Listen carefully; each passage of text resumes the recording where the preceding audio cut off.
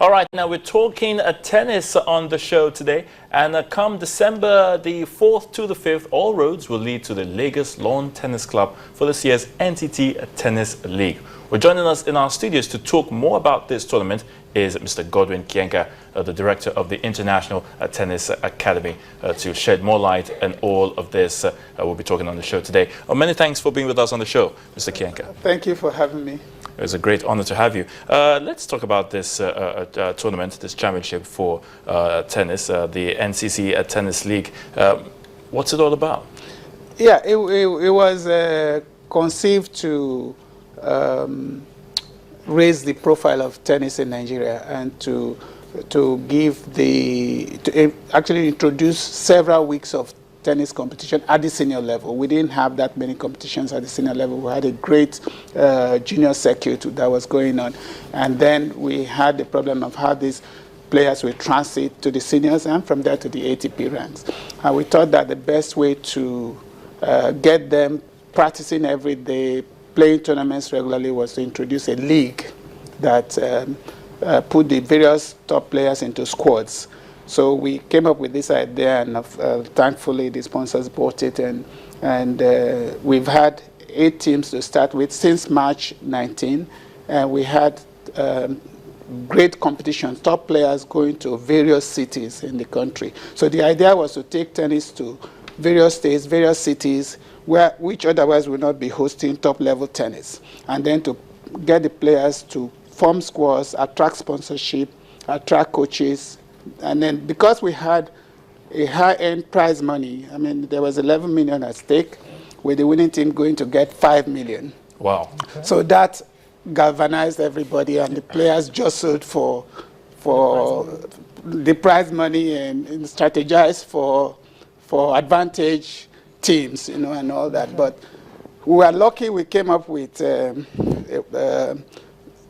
models, designs to ensure that all the teams were properly balanced, and that has led to very competitive matches all over the federation. We had 8 teams.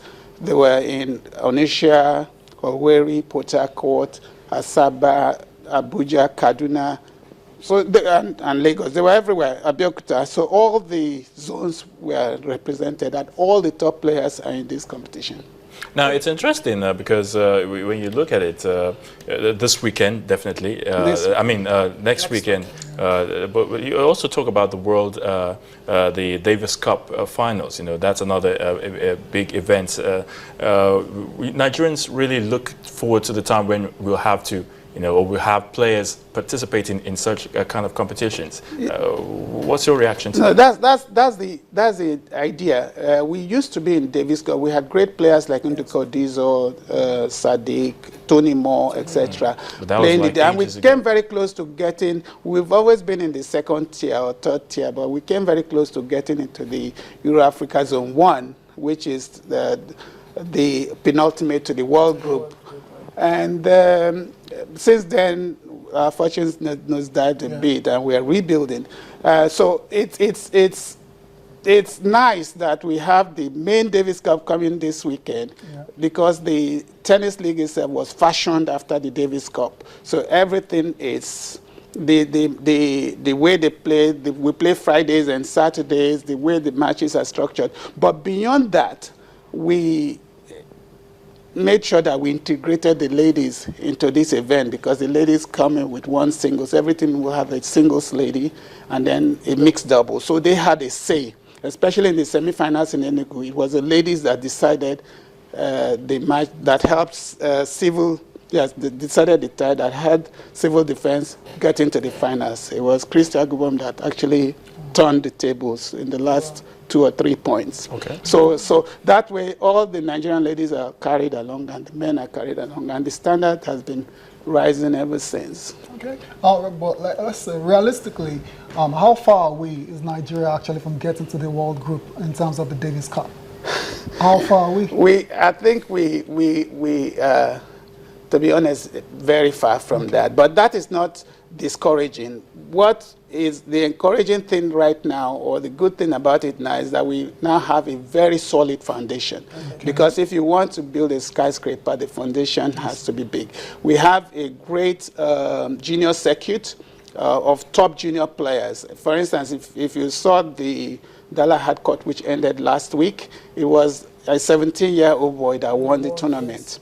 Okay, and the two players were players from our junior circuit, Moses Michael and Sylvester Emmanuel. So that has been achieved. And now we have the tennis league. Most of the players who are going to play, it's actually, the next week will be a tie between the old generation, the immediate past generation, and the new generation. The new generation of players, champions, are actually in Tombi, and people like Shehu Lawal, Lola Abdulmuni are in civil defense. So it will be a very interesting contest to see how these young ones consolidate their dominance of these passing champions. No, the National Tennis League, you know, when you guys started in March, everyone was like, how can this be sustained? Is it a league that has come to stay? Or is it just going to be a one-off? You know, after one season, we have to wait for 2-3 more years for us to get that a league? Or it's something that's come to stay? That's a good point. I think I hope the sponsors are listening. But I think that we have, according to the sponsors, according to stakeholders, we've achieved more than we set out to achieve. We've met all the expectations and beyond. We've raised a very crowd-friendly event. We've taken tennis to all the states. We've drawn sponsorship to the players.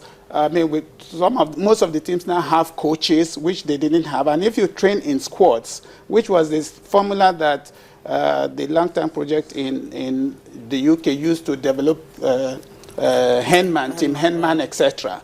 Okay, so that came automatically into place, and we have achieved that. And I think that the whole nation has received this tennis league, and I think it's the greatest addition to Nigerian sports since independence. I think many people think that. So I think that it's come to stay, but it's not for me to say. We can only do our best.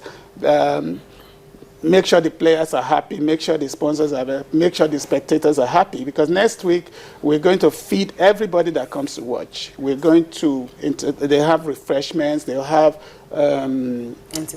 entertainment, yes, we have traditional dances.